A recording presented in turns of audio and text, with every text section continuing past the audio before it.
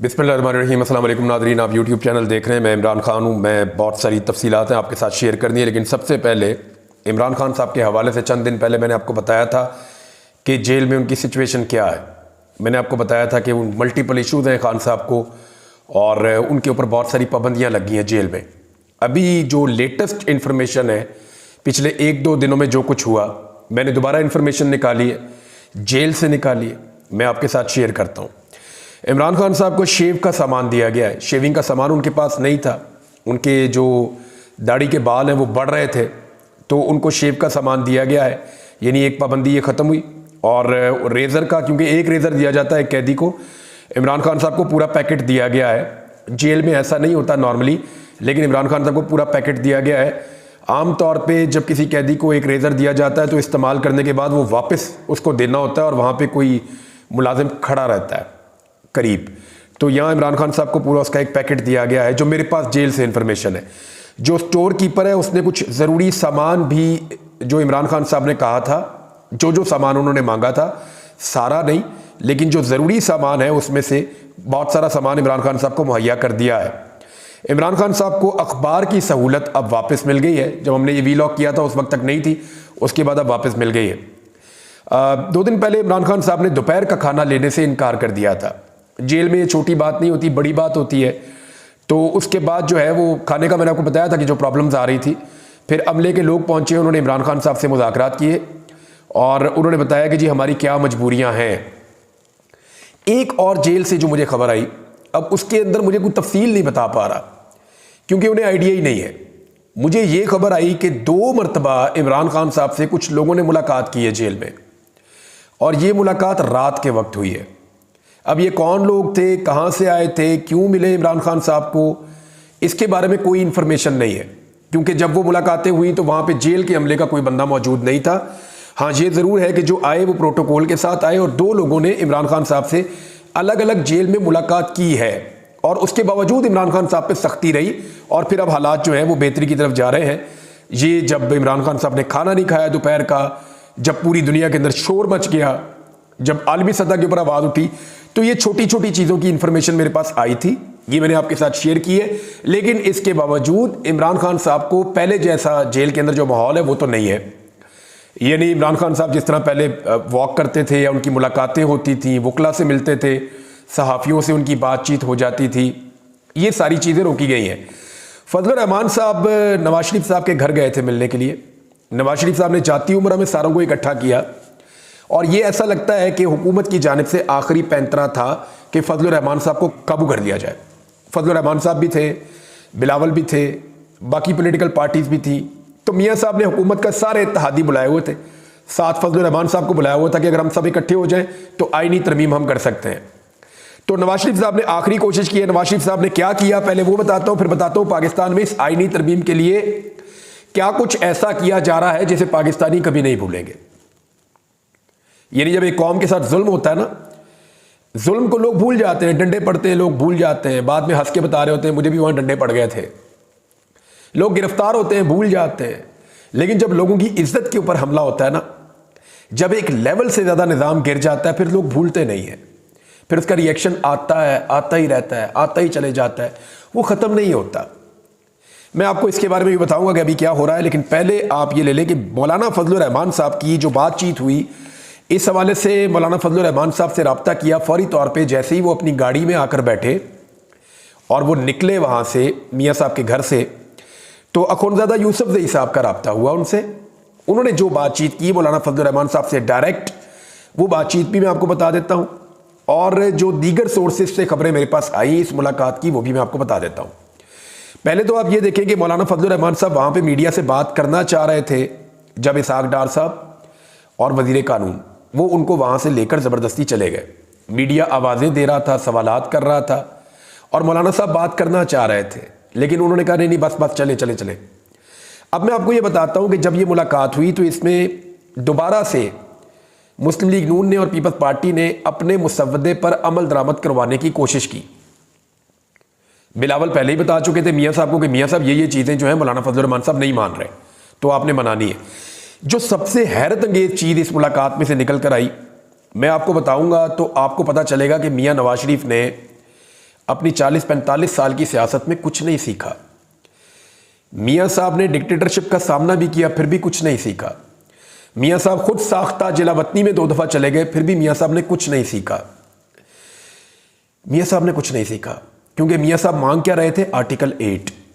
मियाँ साहब का सबसे ज़्यादा फोकस और सबसे ज़्यादा जोर, मैंने आपको कल बताया था कि बिलावल का सबसे ज़्यादा फोकस और सबसे ज़्यादा जोर इस बात पे था कि फौजी अदालतें कायम की जाए, पाकिस्तान तहरीक इंसाफ को उनके अंदर रगड़ के बिल्कुल ग्रैंड कर दिया जाए, तबाह कर दिया जाए। मियाँ नवाज शरीफ साहब का भी सबसे बड़ा फोकस यही था कि कुछ भी करें मौलाना साहब, इस पे आप हमारे साथ खड़े हो जाएं। आईनी अदालतों के हवाले से आपने बहुत बात कर ली है, वहां हम आपकी बात मान लेते हैं। ये जो आर्टिकल 8 है, बुनियादी इंसानी हुकूक वाला मामला जो है पाकिस्तान में, इस पे मियाँ साहब ने कहा कि आप हमारी मदद करें मौलाना साहब। और इस पे मौलाना साहब से मियाँ साहब बार बार क्या मांग रहे थे कि हमें फौजी अदालतों का आप हथियार दे दें ताकि इमरान खान साहब को हम अच्छी तरह स्क्रू कर सकें, इमरान खान साहब को हम हमेशा के लिए अंदर रख सकें।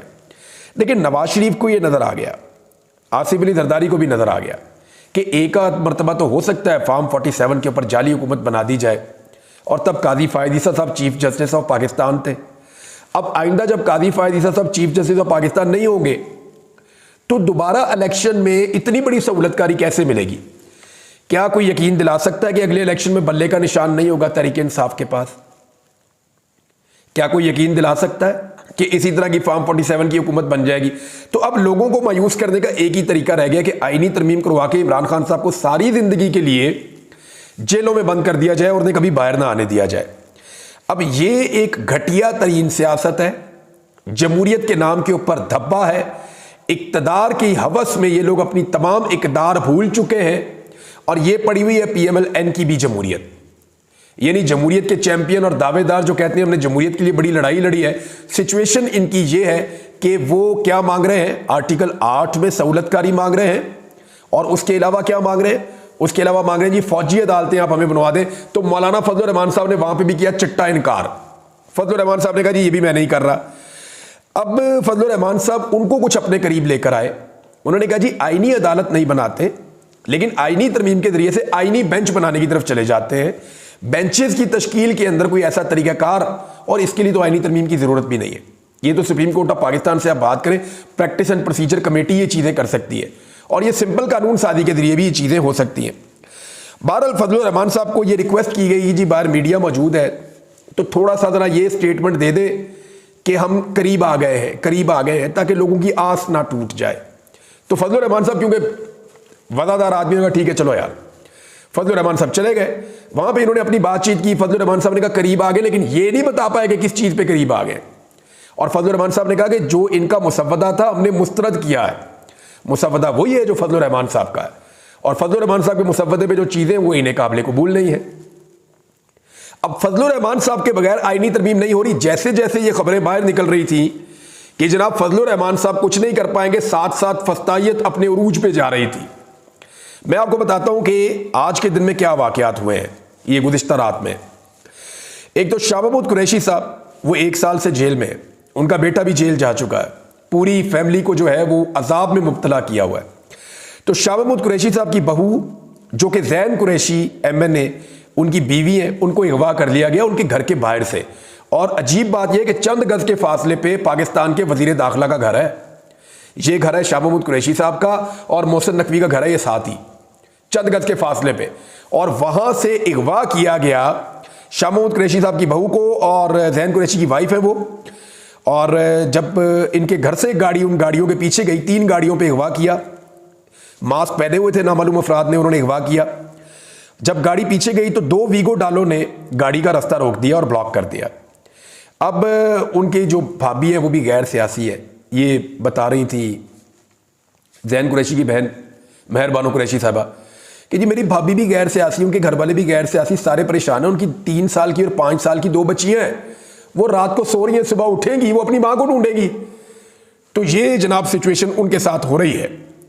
तो ये आग सबसे घर में आनी है। ये देखें, ये शुरू हो गया ना मामला। ये जो लोग आज PMLN में और पीपल्स पार्टी में बैठे हुए एंजॉय कर रहे हैं ना, बड़ी बड़ी सीटों के ऊपर बैठे हुए एंजॉय कर रहे हैं, वजारतों के ऊपर बैठे एंजॉय कर रहे हैं, ये सारे इस बात को लिख कर लें और याद रखें, हुकूमतें बदलती रहेंगी, कभी आप हुकूमत में, कभी अपोजिशन में। ये जुल्म आपके दरवाजे पे आना है, ये आग अब लग चुकी है, इसका सेक आपके घर में पहुंचेगा और आपको इसका सामना करना पड़ेगा। एहसन रियाज फतियाना अगवा है, आपको पता है रियाज फतियाना साहब का बेटा, उनकी वाइफ गई, सूबाई असम्बली की मेंबर भी है वो जाती हैं जनाब पंजाब असम्बली में और वहां खड़ी होकर रो पड़ी वो, और रोते हुए उन्होंने बताया मेरे बेटे को अगवा किया, हमने अदालत में केस किया और सुबह मेरे बेटे को छोड़ दिया जिस दिन केस लगना था। 6 घंटे के बाद मेरे बेटे को दोबारा उठा लिया।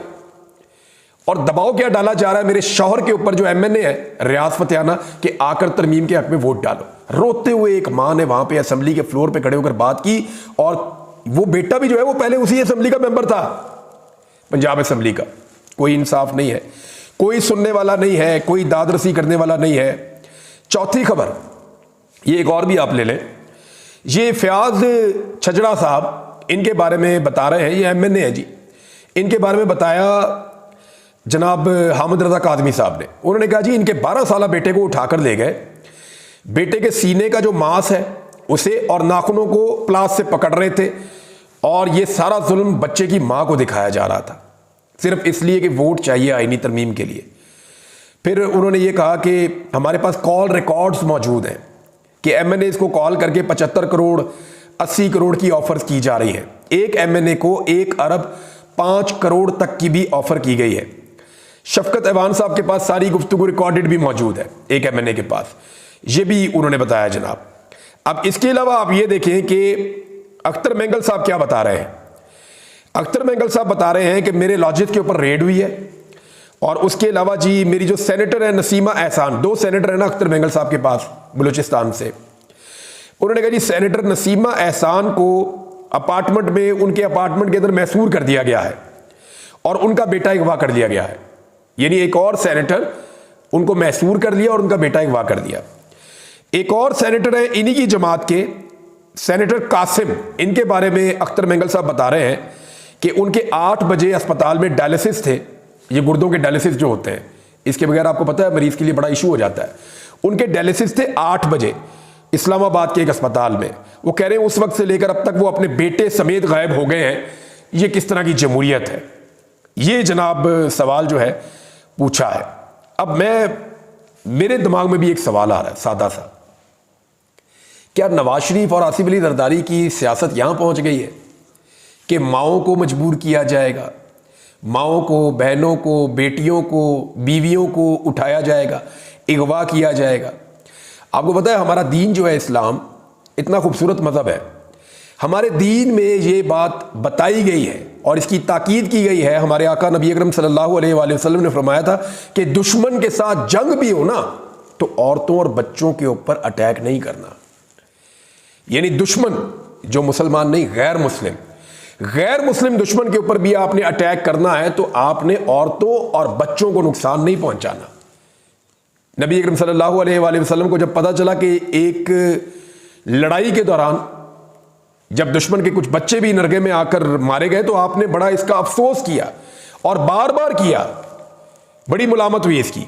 तो मामला यह है कि आज सिर्फ एक आईनी तरमीम के लिए अपने ही मुल्क के अरकान असम्बली की बीवी महफूज नहीं है, बेटी महफूज नहीं है, माएँ महफूज नहीं है, बच्चियाँ महफूज नहीं है। ये क्या चल रहा है? ये कितना जुल्म है, इसका आप अंदाजा कर लें कि क्या काजी फायद ईसा साहब जो इस वक्त पाकिस्तान के चीफ जस्टिस ऑफ पाकिस्तान है, चंद दिन के लिए रह गए हैं, क्या जाते जाते उन्हें नजर नहीं आ रहा? वो रोजाना कहते हैं कि असेंबली जो है, या वो इस ऐवान को ये कहते हैं बार बार कि ये मुकद्दस ऐवान है, वो पार्लियामेंट को सुप्रीम कहते हैं बार बार। तो पार्लियामेंट के मेंबर्स की माएँ बहनें उठाई जा रही हैं, बेटियां उठाई जा रही हैं, बहुएं उठाई जा रही हैं। काजी फायद ईसा साहब आप किधर हैं? यानी जिस ऐवान को आप मुकद्दस कहते हैं, ये आग रुकेगी नहीं, ये सबके घरों तक आएगी। जजेस इंसाफ नहीं देंगे तो उन्हें भी एक दिन इसका सामना करना पड़ेगा। मैं आपको लिख कर दे रहा हूं, मैं बार बार कहता था कि जुल्म चंद सहाफियों पे हो रहा है, बाकियों पे भी होगा, और फिर मेरे देखते ही देखते बाकी सहाफी भी इसके नरगे में आए। अब पाकिस्तान तहरीक इंसाफ के ऊपर बहुत ज्यादा दबाव है। दबाव इस बात का है कारकुनों की जानिब से कि एहतजाज की कॉल दी जाए और एक फाइनल और बड़ा एहतजाज किया जाए, स्पेशली इमरान खान साहब के मामला को लेकर। और तहरीक इंसाफ के कारकुन ये कह रहे हैं, खुलकर कह रहे हैं कि अगर ये काली तरमीम हो गई तो फिर इमरान खान साहब कभी भी बाहर नहीं आएंगे। लिहाजा जो करना है वो अभी किया जाए, वरना ये वक्त पाकिस्तान तहरीक इंसाफ की क़यादत ज़ाया कर देगी। और बहुत सारे लोग जो है वो इस बात को मानते भी हैं कि ये हो सकता है। एजाज सैयद साहब ने एक खबर दी, एक और चीज़ भी ऐड कर लें। उन्होंने कहा जी ख्वाजा शहराज साहब जो MNA है PTI के, उनके घर पे रेड की तो उनकी छोटी बच्ची है, उसने एक ना पेट पाला हुआ है कुत्ता, तो वो जो लोग रेड करने हैं वो कुत्ता उठा के ले गए। वो बच्ची बेचारी अपने कुत्ते के लिए रो रही है, वो बेचारी वो उदास है कि मेरा कुत्ता उठा के ले गए, ताकि घर वालों पे प्रेशर बने। दोबारा रेड करने आए, मुलाजमों के मोबाइल उठा कर ले गए। अब जुनैद अकबर और इकबाल अफरीदी इन दोनों ने बताया कि हमें पेशकश की गई है और बड़ी अमाउंट्स की पेशकश की गई है कि जनाब आप हमसे पैसा ले लें और आप आईनी तरमीम में वोट डाल दें, आईनी तरमीम के हक में। तो ये क्या करना चाह रहे हैं आईनी तरमीम से? वैसे ही मुल्क के ऊपर कोई कब्जा कर ले, कोई इमरजेंसी मार्शल लॉ लगा दे मुल्क पे।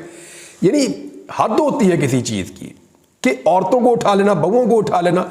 मेरी अभी तक दिमाग में ये बात मुझे समझ नहीं आ रही कि ये किस लेवल तक हम पहुंच गए हैं। तो ये सिलसिला रुकेगा तो नहीं, ये कभी नहीं रुकेगा। किसी सोसाइटी में, किसी मुआशरे में इन चीजों की इजाजत नहीं होती। जहां जहालत होती है वहां पे भी इन चीजों की इजाजत नहीं होती, लेकिन यहां पे हो रहा है। अब मैं एक चीज नाज़रीन, पर्सनल मैं बहुत कम बात करता हूं, लेकिन अभी मैं आपको बताना चाहता हूं कुछ चीजें। फरवरी 2024 में जब इलेक्शन हुआ ना, उससे पहले मुझे बहुत वार्न किया गया था, मना किया गया था, तो मैंने अपना काम किया। जब मैं फॉर्म 45, फॉर्म 47 सिंप्लीफाई करके पाकिस्तान के लोगों को बता रहा था और उन दिनों में इन्होंने हुकूमत बनानी थी जाली, तो मुझे अचानक एक दिन मैं सोकर उठता हूं, मुझे पता चलता है जी मैंने कादी फायजीसा की जान को खतरे में डाल दिया है मुबारक सानी वाले केस को इस्तेमाल करके। हालांकि मेरे फरिश्तों को भी नहीं पता।